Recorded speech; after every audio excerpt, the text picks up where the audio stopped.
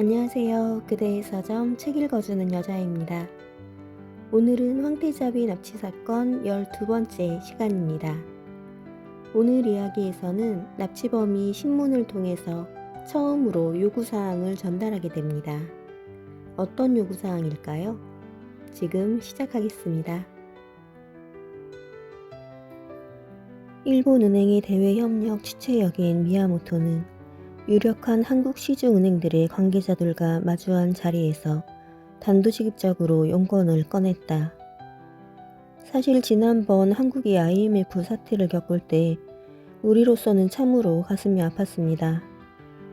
위기에 봉착한 한국을 평소보다 더 밀어주어야 할 터인데 정부를 비롯한 여론은 전혀 그렇지를 못했거든요.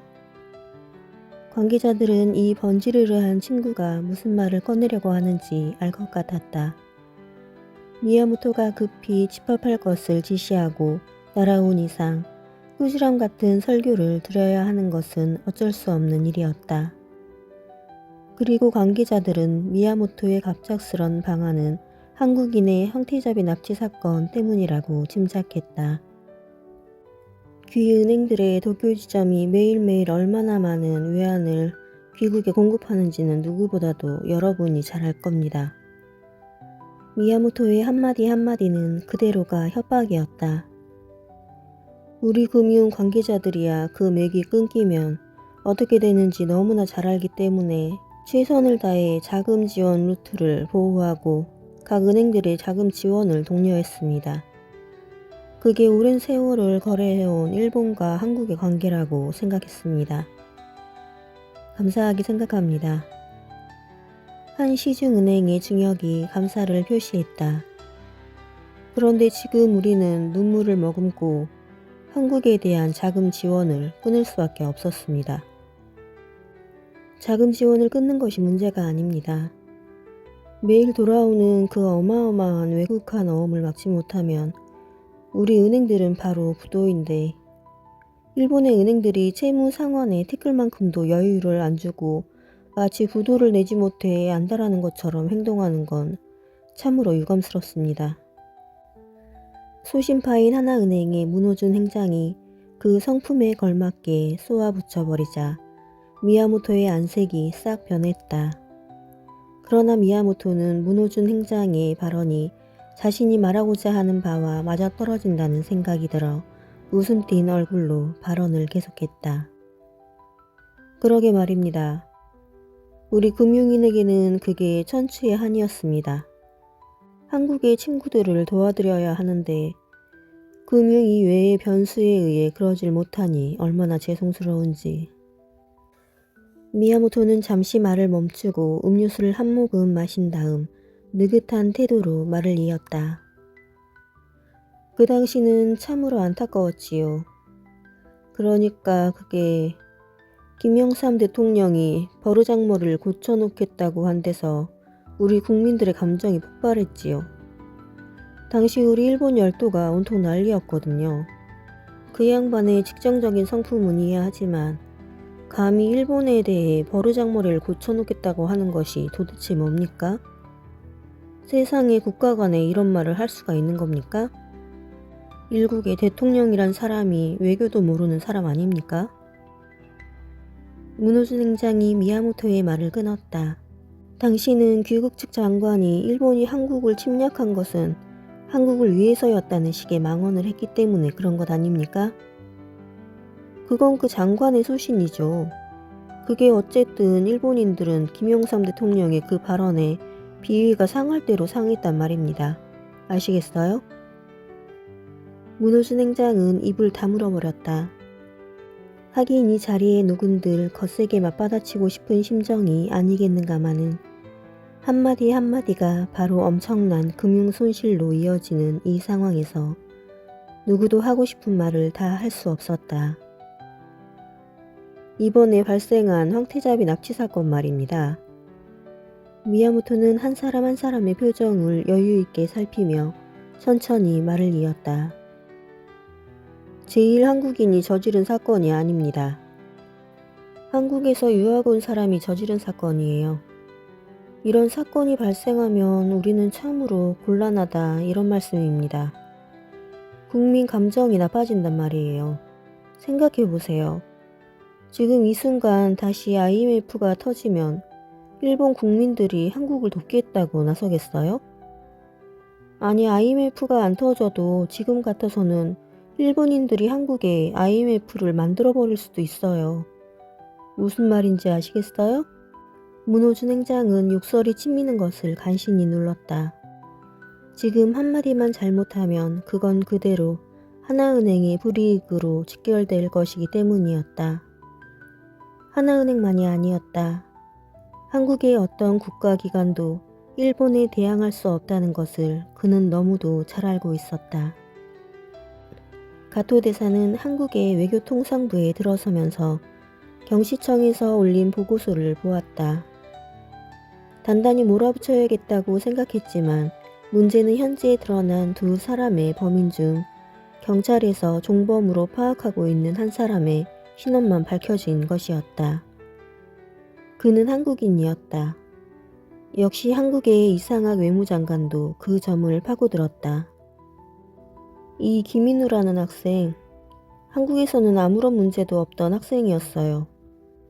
문제는 이 학생이 일본에 가서 1년이 지나고 이런 범죄가 발생했다는 겁니다.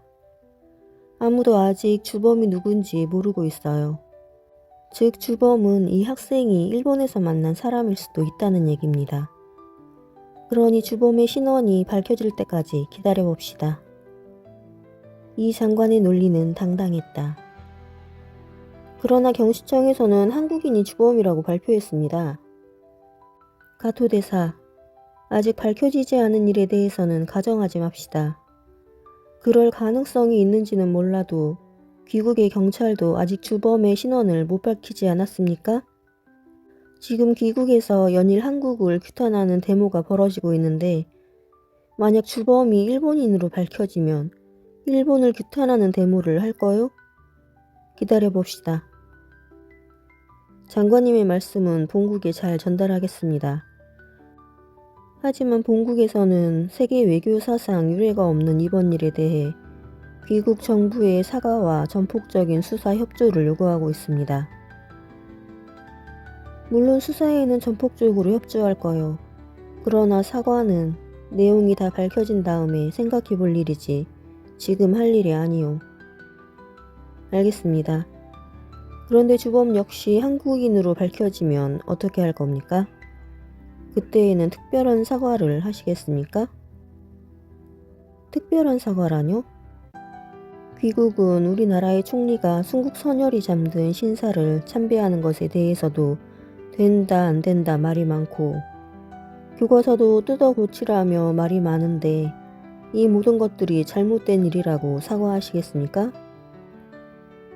이 사건과 그것이 무슨 관계가 있어? 귀국이 역사를 잘못 가르쳤기 때문에 이런 젊은이가 황태자비를 납치하는 사건이 발생한 게 아닙니까? 적반하장도 유분수지. 어째서 이 나라가 역사를 잘못 가르쳤단 말이오. 당신네가 잘못 가르치는 거지. 남의 나라 황태자비를 납치하고도 어째 그리 말이 많습니까? 그럼 장관님은 그 일이 잘 된 거라고 생각하십니까? 이 말에는 꼬장꼬장한 이 장관도 할 말이 없었다. 이러지 맙시다. 정치면 정치고 외교면 외교지. 황태자비를 납치한다는 발상은 가장 후진적이고 비열한 짓입니다. 더군다나 여자 아닙니까? 하여튼 기다려봅시다. 이 장관은 못마땅한 듯 입맛을 다셨다. 다나카, 이제 한숨 돌렸어. 사건을 한국 경찰에게로 밀어버렸어. 오늘 저녁은 다 같이 한잔하자고. 왜 그래? 다나카 경시청, 왜 그렇게 침울한가? 저는 왜 우리 경시청의 순수한 수사 정신보다 정치적 분위기가 감도는지 이해할 수가 없습니다. 다나카, 너무 신경 쓰지 말게. 범인에 대한 모든 근거는 한국에 있어. 한국 경찰이 수사하는 게 100배 나아. 우리도 홀가분한 상태에서 새로 출발하면 더 좋은 결과를 얻을 수도 있지 않나? 다나카는 고개를 가로저었다. 그렇게 쉽게 정체를 드러낼 자가 아닙니다. 알아. 그간 자네의 공이 얼마나 컸는지는 내가 더 잘 알아. 하지만 이제 사건은 정치적으로 풀어야 하네. 범인들이 한국인으로 밝혀진 이상 우리가 한숨 돌린 건 사실이잖아? 한국 정부에 압력을 가하면 범인은 어떻게 해볼 도리가 없어. 가령 납치범이 일본에 대한 역사적 불만이 있어서 범행을 저질렀다고 해봐. 그게 뭐라 하더라도 범인은 이미 황태자비 납치라는 비도덕적 반윤리적 범행을 저질렀기 때문에 사람들의 공감을 얻을 수 없네. 한국에서 우리 역사 교과서를 고치라고 악을 쓰는 무리도 이번에 치명타를 맞았다고 자탄한다더군. 수사부장은 이번 사건의 정치적 의미를 잘 알고 있었다. 사실 수사부장이나 외무차관의 생각이 틀린 것은 아니었다. 하지만 다나카는 불안했다. 납치범은 일본 경찰을 한가하게 놔둘 자가 아니었다. 다나카의 불안은 오래지 않아 바로 현실로 드러났다. 다음 날 아침 요미우리 신문을 본 일본인은 모두 눈이 휘둥그레진 채 할 말을 잊어버렸다. 신문 하단 광고란에는 사상 유례가 없는 이상한 광고가 실렸기 때문이다. 그리고 이 광고의 기재 사실은 물론 그 경위와 관련해서 신문의 보도란이 모두 빽빽이 채워져 있었다. 오늘 중으로 외무성이 보관하고 있는 명성황후 시해 당시의 한성공사관발 전문 제435호를 전 언론에 공개하라. 그러면 황태자비를 풀어주겠다. 황태자비가 납치된 후 범인의 첫 요구가 발표된 것이다. 이미 새벽에 연락을 받고 경시청에 도착한 다나카는 광고 게재의 경위가 신문에 고스란히 실려 있었지만 신문사 관계자들을 불러 꼼꼼하게 다시 조사를 했다. 광고 게재 요청이 광고국이 아닌 편집부 차장에게 왔다는 말입니까? 그렇습니다. 왜 그랬을까요? 아마 납치범은 신문사에서 매우 민감해야 할 내용이라고 판단했을 겁니다. 어떻게 범인인 줄 알았습니까? 자신에 대해 자세히 설명했습니다. 여권 번호라든지 새 여자와 만날 때 썼던 휴대폰 번호라든지. 납치범은 전화로 광고를 신청했습니까? 네. 이런 일이 있으면 경찰에 즉각 신고하셨어야죠. 너무나 놀란 나머지 미처 생각을 못했습니다. 범인이 다시 연락하겠다든지 하는 말은 하지 않았습니까? 그런 말은 없었습니다. 범인이 전화한 곳을 추적해보니 미국 로스앤젤레스의 한 공중전화였다. 다나카는 범인의 광고가 절묘한 반격임을 눈치챘다. 과연 이른 아침부터 외무성에서 전화가 걸려왔다. 전화는 경시총감이나 수사부장을 통하지도 않고 바로 다나카에게 왔다. 다나카 경시정, 나 외무차관입니다. 외무차관의 목소리는 고르지 못했다. 다나카는 직감적으로 그가 당황하고 있다는 것을 알아차렸다. 범인에게는 저항할 방법이 없다고 그토록 강변하던 그의 모습이 떠오르자 다나카는 쓴웃음이 나왔다. 납치범이 어떻게 435 전문의 존재를 알고 있소? 저도 그 점이 의심스럽습니다. 내가 준 열람자 명단에서 분명 납치범으로 밝혀진 자는 없지 않았소? 그렇습니다. 그 중에 납치범이 있을 리는 없어요. 모두가 이너서클의 멤버들이니까. 누군가에게 유출되었을 수도 있지 않습니까? 납치범으로부터 금전 등의 유혹이 있었을 수도 있고. 외무차관이 다나카의 말을 잘랐다. 이너서클이란 말이요. 알겠소? 그들은 일본과 운명을 같이 하는 사람들이요. 보안을 생명으로 한단 말이요. 시시한 문서라 하더라도 결코 유출할 리 없소. 더군다나 그 435호 전문은 존재 여부조차 극비 중에 극비요. 하여간 전문을 공개하실 겁니까? 외무차관은 단호한 목소리로 대답했다. 지금 그 전문은 없소. 뭐라고요? 전문이 없다고요? 그렇소. 그건 없소. 없어졌소. 그렇다면 납치범이 황태자비를... 하지만 어쩔 수 없소. 실제 없는 거니까. 하지만 놈은 절대 다른 방도가 없을 거요. 외무차관은 자신 있는 목소리로 얘기하고 있었지만 다나카는 이미 이 싸움은 범인이 이긴 것이라고 생각했다. 전 국민의 이목이 모두 사라진 435호 전문에 집중된다면 정부도 공개할 수밖에 없을 것이다. 그러나 사태가 진전되어 가는 것을 본 다나카는 놀라지 않을 수 없었다. 그날 오후 외무성은 그런 전문은 존재하지 않는다는 내용을 언론에 발표했다. 마사코는 지난 탈출 시도 때 있었던 범인과의 마찰을 잊어버리려 했다. 어제도 마치 아무 일도 없었던 것처럼 태연하게 산책을 했다. 조금만 기다려달라는 범인의 말을 곱씹으며 마사코는 마음을 다잡았다. 저녁에 식사를 가지고 온 범인은 먼저 말문을 열며 마사코 앞에 앉았다. 나는 일본 정부에 그 문서를 공개할 것을 요구했소. 마사코의 눈이 빛났다. 결과가 어땠는지 아시오? 그런 전문은 없다는 거였소. 마사코는 실망한 표정을 드러내지 않으려고 했었다.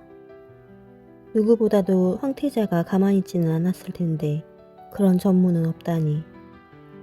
마사코는 애써 담담한 목소리로 물었다. 당신은 지난번에 그 전문의 내용을 추측하고 있다고 했는데 왜 굳이 외무성으로 하여금 그걸 공개하도록 하는 거죠? 거기엔 이유가 있어.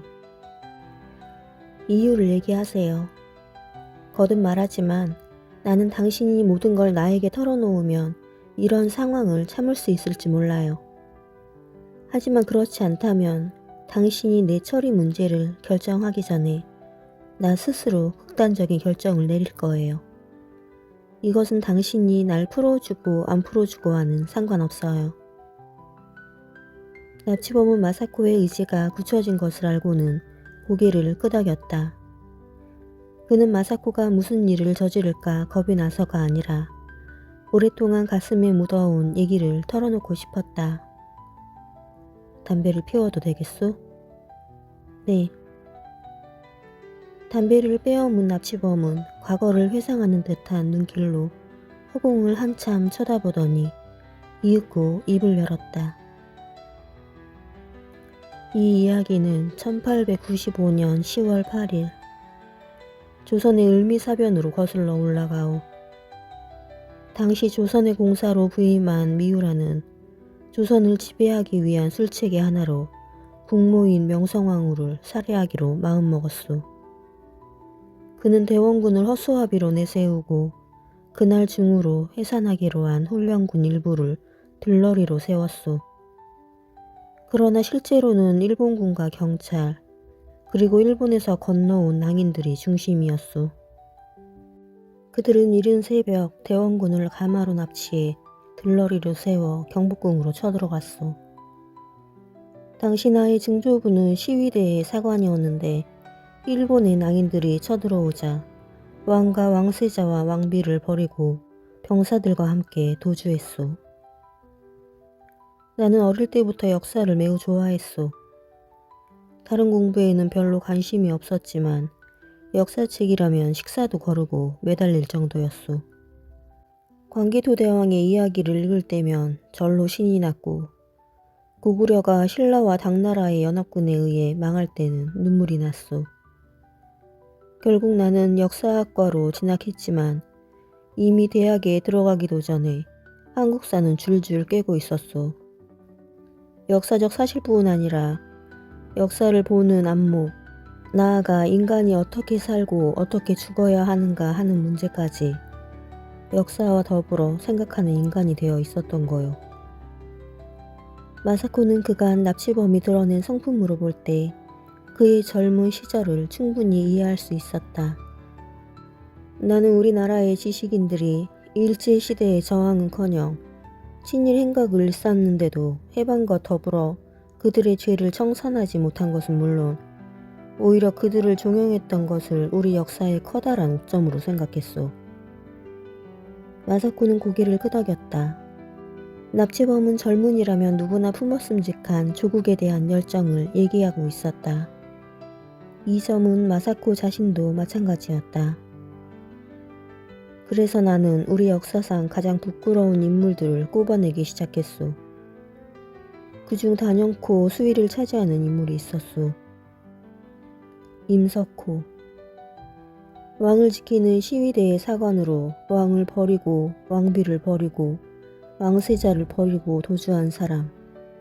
그가 바로 나의 중조부였소. 납치범의 목소리와 표정은 자조와 비탄으로 물들었다. 그의 무거운 목소리가 이어졌다. 그뿐이 아니오. 도주하던 나의 중조부는 왕비를 구하러 시골에서 올라온 농부와 마주쳤소. 그 농부가 꾸짖으며 자신을 따르라고 하자 중조부는 그를 쏘아버렸소.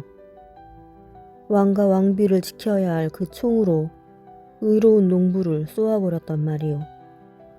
그리고는 일본 낭인이 무서워 도망쳤소. 그 후 나는 역사에 흥미를 잃어버렸소. 역사를 떠나고 싶었소. 아니, 한국을 떠나고 싶었소. 마사코는 그의 심정을 이해할 수 있었다. 나는 대학도 마치지 않고 한국을 떠났소. 아버지는 내가 미국에서 공부하기를 바랐소. 역사의 환멸을 느낀 나에게 아버지가 권한 것은 신학교였소. 아버지가 다녔던 신학교. 나는 아버지의 권고에 진정으로 감사했소. 신의 품 안에서 평화와 사랑을 느낄 수 있었으니 말이오. 마사코는 범인의 인생 이야기가 전혀 낯설게 들리지 않았다. 나는 신의 품 안에서 사람을 사랑하고 용서하는 법을 배웠소. 내 나라를 침략한 일본을 용서하고 그 밑에서 굽실거리던 친일 무리를 용서했소. 물론 나의 중조부도 용서했소. 나는 아버지께 그들 모두를 용서했다고 말씀드렸소. 그러자 아버지는 나를 뜨겁게 포옹하셨소. 한국에 돌아온 나는 나의 중조부가 죽인 그 의로운 농부의 후손을 찾고 싶었소.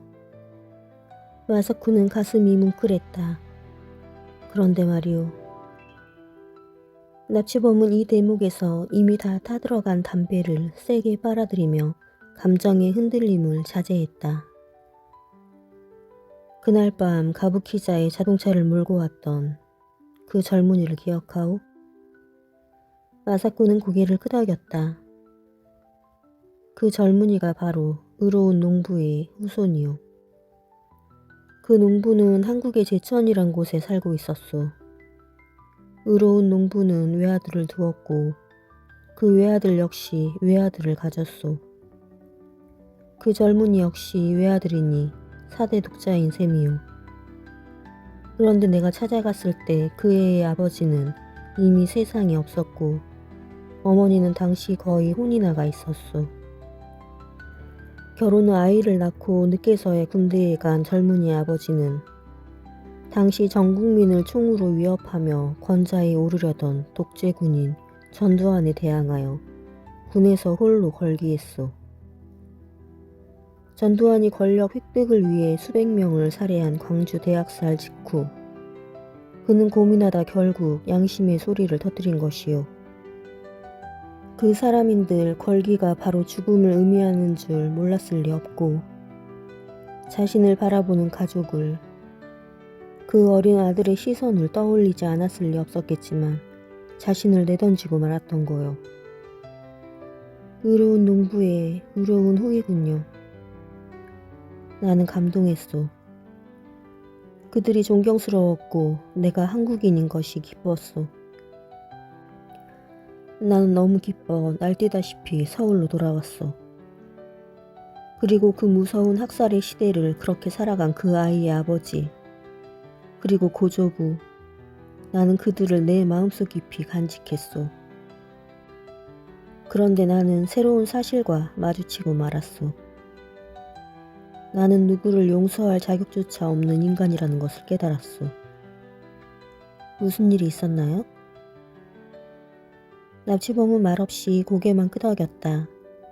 마사코는 점점 그의 얘기에 빨려들었다. 그 젊은이 아버지가 피를 흘리며 살아간 그 시대를 나의 아버지가 어떻게 살았는지 알아보려고 말았던 거요. 나의 아버지는 한국에서 이름만 대면 누구나 다 아는 유명한 목사요. 지금도 수많은 신도를 가진 신성한 하나님의 종이요. 나는 늘 아버지를 존경해왔고 내가 방황하던 때 신학교를 권했던 아버지가 항상 감사했소. 그런데 우연한 기회에 나는 아버지가 전두환 장군을 위한 범기독교단 조창기도회를 열었다는 사실을 알게 됐소. 한국의 모든 기독교 지도자들과 같이 말이오. 그것도 광주 대학살 직후에. 전두환 장군을 위한 범기독교단 조창기도회란 뭔가요? 말 그대로요. 집권을 위해 학살을 자행하고 자유를 압살한 전두환이 잘되라고 온 나라의 기독교 지도자들이 모여 기도를 해주는 행사였어. 예수님이 재림하면 불벼락을 내리실 그런 짓이었소. 하긴 일제시대에도 한국의 기독교는 신사참배를 장려했으니 그것과 마찬가지요.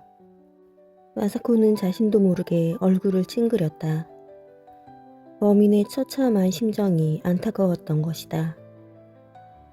마사코는 인정이 많고 남을 이해할 줄 아는 넓은 마음의 소유자로 그녀의 그런 착한 심성은 비록 납치범이라 할지라도 인간적인 연민을 느꼈던 것이다. 나는 충격을 받았소. 처음에는 조국의 환멸을 느꼈지만 그때는 신에 대해 환멸을 느꼈던 거요. 내게는 더 이상 떠날 곳도 없었소. 그 괴로움이 이해가 되는군요. 아버지는 내가 당신을 떠난다는 것을 알아채고 상상도 못할 액수의 돈을 주었소. 나는 오로지 그 아이를 위해 돈을 받았소. 그 더러운 돈을 한 푼이라도 더 받아 아이에게 줌으로써 돈으로라도 죄를 씻고 싶었소. 하지만 시간이 지나면서 나는 그것이 올바른 생각이 아니란 것을 깨닫고 그 소년의 인생에 돈으로 개입하려 들지 않았소. 나는 다른 사람으로 재생하고 싶었소. 당신아는 부끄러운 증조부, 부끄러운 아버지의 자식이라는 사실이 견딜 수 없었소. 내 몸속에 그들의 피가 흐른다는 사실이 참을 수 없었소. 나는 내가 한국인이라는 사실을 부정하고 싶었소. 그 후 나는 일본으로 왔소. 나는 침략이니 뭐니 하는 이유로 일본인을 욕할 자격도 없었소. 일본인과 내가 다를 바가 뭐가 있나 싶은 자괴감으로 난 일본인으로 행세하며 신의와 명성을 쌓아나갔소. 돈 많고 유창한 일본어를 구사하는 나를 아무도 한국인으로 보지 않았고 일본에 온 지 몇 년 후 나는 이 지방으로 왔소. 대부분의 시간을 독서와 사색으로 보내며 나는 인간의 심연과 숨은 역사의 진실에 대해 고민했소. 그런데 그렇게 세월을 보내던 중 두 가지 변화가 생겼소. 마사코는 납치범의 이야기에 강한 호기심을 느꼈다. 드디어 나는 아버지를 용서할 수 있었소. 인간이라는 가엾은 존재를 진정으로 용서할 수 있는 힘이 생겼던 거요.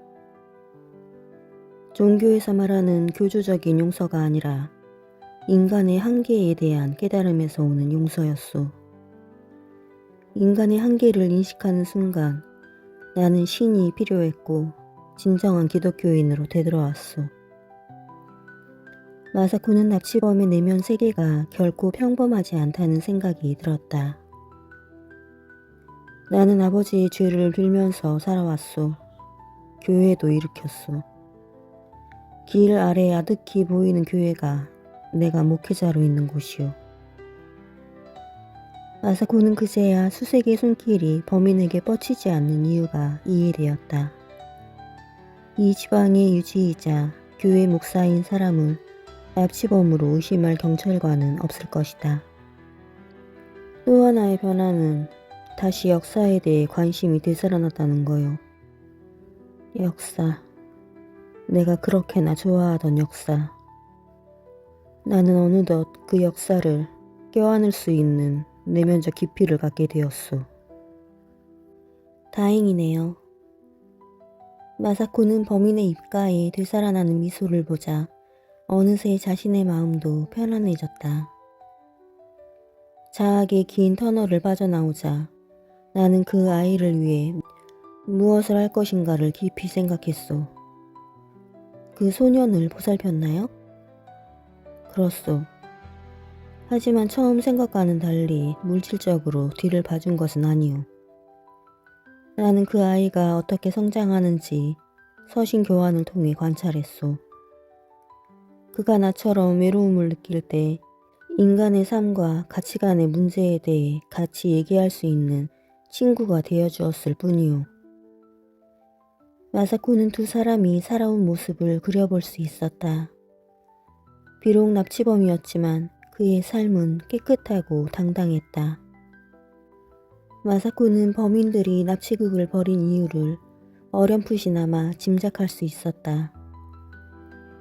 당신들은 우리 일본에 복수를 하려는 거군요. 역사의 복수 말이에요. 그러나 납치범은 담담한 표정으로 고개를 가로저었다. 그러지 않다면 왜 이런 일을 하는 거죠? 그 젊은이에게 범죄의 굴레를 씌워가며 말이에요. 이 일은 복수가 아니오. 범죄도 아니오. 마사코는 멈칫했다. 놀랍군요. 사람을 납치해놓고 범죄가 아니라니. 때로는 의를 실행하지 않는 것이 오히려 범죄요. 당신은 이해할 수 있소? 왕을 죽이고 왕비를 죽이고 수많은 백성을 죽이고 수탈하고 분단까지 초래한 일본이 이제 역사까지 왜곡하고 있지만 이를 말릴 아무런 힘도 없는 한국인의 심정을. 이것은 범죄가 아니오. 굳이 말하자면 불의에 대한 걸기요. 정의의 걸기에 있어 납치쯤은 아무런 죄도 안 된다는 논리인가요? 범인은 마사코의 말에는 대꾸하지 않고 자신의 이야기를 이어나갔다. 사실 나는 그 청년을 역사에 무관심하도록 이끌었소. 왜죠? 마사코는 이해가 되지 않았다. 고조부와 아버지가 나라를 위해 목숨을 내던졌으면 어려서부터 역사에 관심을 가지도록 가르쳐야 할 텐데 말이다. 그 애가 역사의 가슴앓이를 할 것이 두려웠소. 한평생 조국을 원망하며 살아갈 것이 염려스러웠던 거요. 그것은 또 무슨 말인가요? 한국은 일본의 빌부터 민족을 탄압했던 자들이 다시 권력을 잡고 독립운동을 했던 사람들을 감옥에 잡아넣은 나라요. 내 아버지처럼 독재 군인을 위해 기도회를 연 사람들은 존경을 받는 반면 그 젊은이의 집안처럼 독재에 저항한 사람은 죽고 그 처자는 가난으로 허우적대는 나라요. 나는 그 아이까지 그렇게 만들고 싶지 않았소. 그러나 결국 그 아이에게 숨겨져 있던 핏줄의 본능이 터져 나오고야 말았소. 무슨 일이 있었나요? 그렇소. 일본에 있는 몽유도 원도가 한국에 전시되었을 때요. 그 그림은 일본이 임진왜란 때 빼앗아간 것으로 현재는 일본 덴리 대학교가 소유하고 있어. 그림이 한국에서 전시되었을 때 덴리 대학교 도서관장은 전시기간 내내 초조해 죽을 지경이었다고 하오. 이윽고 전시가 끝나고 그림을 비행기에 실은 다음에야 도서관장은 비로소 안도의 한숨을 내쉬었소. 그러면서 그가 했던 말이 그 젊은이의 의식을 일깨웠던 거요. 도서관장이 뭐라고 했는데요? 그는 모미도 원도가 한국에 전시되면 다시는 일본으로 가지고 가지 못할 줄 알았다고 했소. 한국의 젊은이들이 절대로 그 그림을 내줄 리가 없다고 생각했던 거요. 한국에서는 아무런 항의도 없었나요? 없었소.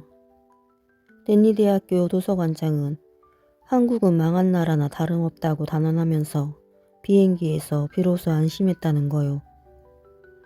이때 그 아이의 숨은 의식에 비로소 불이 붙기 시작했소. 당신을 납치하기 전 그 젊은이는 내게 일본에서 준비 중이던 후소샤의 역사교과서에 대해 물어왔소. 후소샤의 역사교과서요? 그렇소. 어째서 새 교과서에는 정신대에 관한 내용이 하나도 포함되지 않았는지 물었소. 이외인 인권위뿐만 아니라 1993년 일본 관방장관의 담화에서도 분명히 강제로 위안부를 연행했고 군도 개입했다고 시인했는데 이 무도한 교과서에 그런 내용은 전혀 싣지 않겠다고 했으니 말이나 돼요. 그런데도 역사 왜곡의 완결편인 후수샤의 역사교과서가 지금 일본에서 베스트셀러가 되다니. 아마 그때 조상으로부터 전해오던 피가 그 젊은이의 가슴속에 들끓었을 거예요. 그 아이는 후소샤의 역사교과서가 1천만 부 이상 팔릴 거라는 보도를 듣고는 비장한 표정으로 내게 물었소. 그 교과서를 없앨 방법이 없느냐고. 자신은 목숨을 바쳐서라도 그 교과서를 없애고 싶다고 했소. 당시 나는 5년 전부터 준비 중이던 일본의 새 역사교과서를 위한 모임을 주시하면서 만약의 경우를 계획하고 있었소. 심사숙고 끝에 나는 이 납치에 그 아이를 끌어들였소. 마사코는 납치범의 얘기를 듣고 나자 그들의 행위를 무조건 범죄로 비난할 수는 없다는 생각이 들었다. 그런데 그 교과서와 나의 납치 사이에 존재하는 상관관계는 뭐죠? 또 역사교과서와 435호 전문은 무슨 관계가 있나요? 이제 8일 후면 그 교과서에 대한 유네스코 심사가 끝나게 돼요. 하지만 일본 역사계의 거두 사이토를 중심으로 한 일본 정부와 학자들의 맹렬한 반격으로 유네스코는 그 교과서를 불량으로 판정하기가 어렵소. 교과서 문제가 논리와 논리의 격돌로 변질되어 버린 거요. 징용이나 정신대까지도 일본 측의 주장에 무게가 실리고 있소. 논리로서는 어떤 판정도 얻어낼 수 없소. 그럴 것 같군요. 이제 그들의 비윤리성을 들추어내지 못하는 한 유네스코 심사에서 일본의 교과서를 불량으로 판정하기는 힘들 것이오. 그러나 역사적 사실의 비윤리성을 입증한다는 것은 더 힘든 일이잖아요. 역사적 사실에는 언제나 반대 논리가 존재하기 마련이고 결국 유네스코 심사는 논쟁으로 끝나버리기 십상일 텐데. 그렇소. 유네스코의 마지막 심리는 도쿄에서 열리게 돼요. 지금까지의 과정으로 보아서는 유네스코 심사는 아무 결론도 없이 끝날 것이오. 그렇게 되면 일본의 역사교과서는 면죄부를 받게 되는 거요. 면죄부를 받게 된다고요? 그렇소. 그래서 이누와 나는 당신의 납치를 결심한 것이오. 당신이 나를 인질로 우리 일본 정부에 그 비밀 문서의 공개를 요구했다면 그 비밀 문서에 일본의 비윤리성을 입증할 무언가가 있다는 말인가요? 그렇소. 마사코는 도대체 어떤 문서이길래 일본의 비윤리성을 입증할 엄청난 정보를 담고 있는지 궁금했다. 이제 그 궁금증은 납치와 무관하게 외교관이었던 마사코의 직업적 본능을 강하게 자극했다. 당신은 어떻게 그 문서의 존재를 확신한 건가요?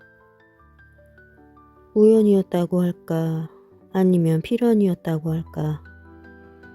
지금은 돌아가셨지만 우리 교회에는 한일 역사 전문가인 노 교수가 한 분 계셨소. 은퇴하기 전에는 역사학계에서 영향력을 행사하던 분이었소. 그분은 이 시골에서 은퇴 생활을 즐기고 계셨는데 내가 역사에 대한 관심이 많은 걸 아시고는 자주 나와 대화하길 좋아하셨소. 어느 날 그분과의 대화에서 명성황후의 비극적인 죽음에 대한 실마리를 찾게 되었소. 그분을 유도했군요. 신도라면 목사에게는 뭐든지 얘기하고 싶어 할 테니까요. 내가 유도했다기보다 그분 자신이 쓸쓸함을 달래기 위해 나와의 대화를 즐기셨소. 그분은 435호 전문의 내용을 아시는 것 같았소. 하지만 내가 그 내용을 묻자 절대로 얘기할 수 없는 것이라 하셨소. 그러나 죽음에 임박해서 어느 정도 추측할 수 있을 정도의 단서를 주셨소. 내게 그 내용을 말해줄 수 없나요? 납치범은 의미를 알 수 없는 무거운 낯빛으로 고개를 가로저을 뿐이었다. 납치 이후 처음으로 자신의 의중을 털어놓은 범인은 이윽고 아무 말 없이 방을 나갔다. 마사코는 납치범이 테이블 위에 놓아둔 이후 그대로 먼지만 내려앉은 책을 들어 살펴봤다. 그것은 후수샤의 역사교과서와 데이코쿠 서원에서 발행한 비교적 온건한 역사교과서, 그리고 또 한 권은 일본어로 번역된 한국의 역사교과서였다. 마사코는 한때 단식으로 저항하며 읽기를 거부했던 그 책들을 비교해가며 정독하기 시작했다. 납치범이 435호 전문을 공개할 것을 요구하고 외무성이 이를 거부하자 일본 열도는 들끓었다. 언론은 집중적으로 외무성을 파고들었다. 그러나 외무성은 그 전문은 없어졌으며 전문이 사라진 시기가 언제인지는 알 수 없다고 발표했다. 그렇다면 납치범은 435호 전문의 존재를 어떻게 알고 있습니까? 기자들은 끈질기게 파고들었다. 그건 알 수 없소. 그 전문의 내용은 무엇입니까? 그것도 알 수 없소. 외무성은 오로지 알 수 없다는 말로만 버텼다. 기자들은 학자들을 찾아다니며 문제의 전문에 대해 캐고 다녔으나 아무도 아는 사람이 없었다. 분위기는 외무성이 승리하는 듯 했으나 다음 날 아사히 신문에 다시 납치범의 요구 조건이 실렸다. 납치범은 요미우리 신문 때와 마찬가지의 수법을 썼고 그의 꼬리를 잡을 만한 단서는 없었다. 문제의 전문이 없다는 일본 정부의 발표는 유치하기 짝이 없다. 일본 정부는 그 비밀을 숨기기 위해 이제 황태자비까지도 희생시키려 하는가? 일본 정부가 이렇게 무책임하게 나온다면 더 이상 황태자비의 안전을 보장할 수 없다.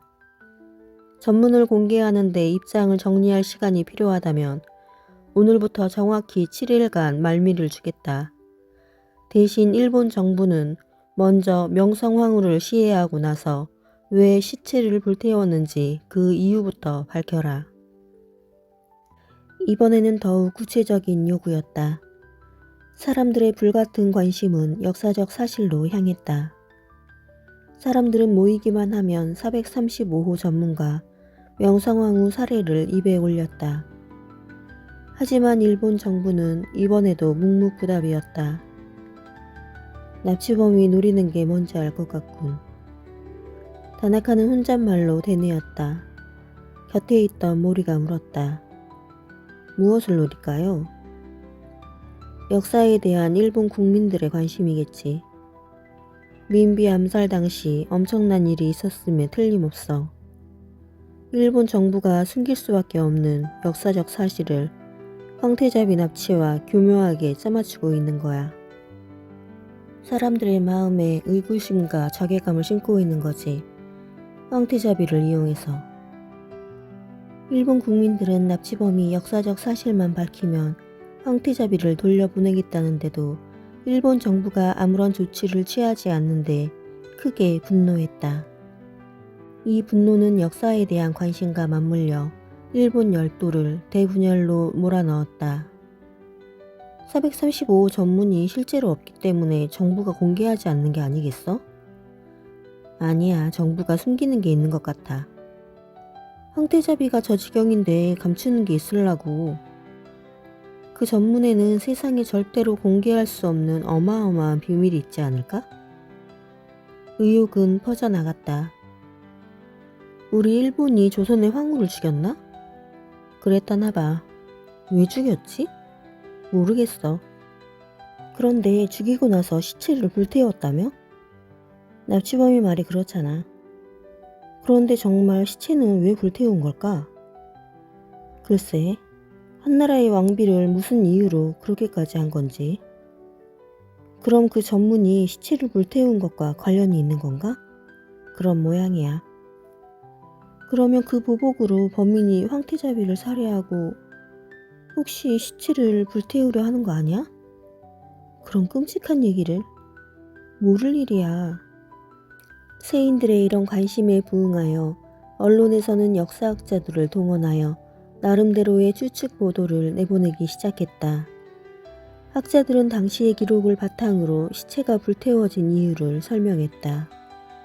그중 가장 사람들의 고개를 끄덕이게 한 보도는 1895년 11월 9일 당시 민비 살해에 가담한 낭인들을 신문한 히로시마 법정의 구사노 검사장이 요시가와 법무대신에게 보낸 전문으로부터 나왔다. 이 전문은 민비 시해에 가담한 낭인 히라야마와 후지 가스야키의 자백 내용을 담고 있었다. 당시 민비는 44살이었는데 민비를 척살하러 간 낭인들은 민비의 얼굴을 알지 못하였다. 민비가 거처하는 오코루에는 모두 화사하고 얼굴이 앳돼 보이는 여자들만 있었고 44살로 보이는 여자는 하나도 없었던 것이다. 우리는 여자들의 옷을 벗겨 유방을 검사했다. 얼굴로는 구분이 안 되어도 유방으로는 나이 든 여자와 젊은 여자를 구분할 수 있기 때문이었다. 우리는 44살 정도의 유방을 가진 여자들을 골라내어 칼로 베었다. 나중에 왕세자에게 시체를 확인시켰더니 죽은 여자 중에 민비가 있었다. 그녀의 얼굴은 젊었지만 다시 유방을 살펴보니 나이가 든 여자였다. 이런 역사적 사실로부터 한 신문은 추측 보도를 내보냈다. 낭인들이 민비를 죽일 때 칼로 유방을 베었을 가능성이 충분하다. 더 심하게는 차마 볼 수 없을 정도로 칼로 유방을 난자했을 가능성도 있다. 따라서 시체는 불태워져야만 했을 것이다. 총리가 주재하는 내각회의의 분위기는 무겁기 짝이 없었다. 총리는 단도직입적으로 외상에게 물었다. 외상, 진실이 뭐요? 그 435호 전문은 정말 없는 거요? 외상의 얼굴이 굳어졌다. 외상이 망설이는 기색을 본 총리는 재차 물었다. 사실 그대로 얘기하시오. 사실 저는 확실한 진상을 모르겠습니다. 뭐요? 진상을 모른다고요? 부끄럽습니다. 그게 도대체 말이 되는 소리요? 주무부서의 장관이 모른다면 대체 누가 한단 말이오? 아마 사무차관에게 물어보시는 편이 나을 것 같습니다. 얼굴을 잔뜩 찌푸리던 총리는 급기야 고개를 끄덕였다. 짐작되는 바가 있었다. 외상은 교과서 문제에 대해 주변국의 요구를 수용해 고칠 수 있다고 발언한 후부터 외무성의 관리들로부터 노골적으로 따돌림을 당했던 것이다. 그렇다고 해도 장관이 사실을 모른다는 것은 보통 일이 아니었다. 외상이 사실을 모른다고 답변함에 따라 내각회의의 모양새는 아주 우스워졌다. 총리는 즉각 의제를 바꿔버렸다. 장관이 있는 자리에서 차관을 불러 사실을 물어본다는 것은 체면도 문제지만 차관이 내각회의에서도 사실대로 말하지 않을 가능성이 있다고 생각했기 때문이다. 내각회의가 끝난 후 총리는 차관을 집무실로 불렀다. 차관, 그 전문은 정말 없는 거요? 그렇습니다, 각하. 정말이요? 총리는 목소리에 힘을 주었다. 거짓말일 경우는 그냥 잊지 않겠다는 의지의 표현이었다. 그러나 외무차관은 추호의 흔들림도 없이 답변했다. 정말입니다. 그렇다면 한국의 명성황후를 살해한 후 시체를 불태운 이유는 뭐요? 한국이 아니라 조선입니다, 각하. 그 이유에 대해서도 알 수 없습니다. 총리는 화가 나 고함을 질렀다. 그럼 당신이 알고 있는 것은 도대체 무엇이오? 그만 돌아가시오. 총리는 의자에 기대어 눈을 감았다. 외무차관은 총리인 자신에게도 뭔가 숨기는 것이 있는 듯 했다. 이런 느낌은 어제 오늘 일이 아니었다. 새 역사 교과서를 만드는 모임에서 교과서의 검정 통과를 부탁해 왔을 때부터 자신으로서는 감당하지 못할 거대한 힘이 밀려오고 있는 것을 느낀 적이 있었다. 전임 총리였던 나카소네나 도쿄지사인 이시하라 같은 정치인은 말할 것도 없고 학계, 문화계, 경제계 할 것 없이 거물들이 망라되어 교과서의 통과를 요구했던 것이다. 총리 자신도 교과서를 채택하는 데 있어 일본의 독자적인 선택을 주장했고 결과적으로 새 교과서를 보호하게 되었지만 문제는 자신이 그들을 따라가는 데 불과했다는 것이다. 외무차관은 그런 거대한 세력의 일원이었고 일본을 실질적으로 이끌어가는 자들이 바로 그런 자들이라는 사실에 총리는 소외감을 느꼈다. 총리는 황궁으로 들어가기가 민망했다. 황태자비가 범인의 손에 있는데 이런 정도의 요구도 들어주지 못한다는 것은 총리로서 무능함을 드러내는 일이기 때문이었다. 오늘은 여기까지입니다. 일본이 명성황후를 극악무도하게 살해한 사건이 수면 위로 떠올랐습니다. 앞으로 일본은 이 사건에 대해서 어떻게 대처해 나갈까요? 그리고 435호 전문에 쓰여져 있는 내용은 무엇일까요? 다음 시간도 기대해 주세요. 감사합니다.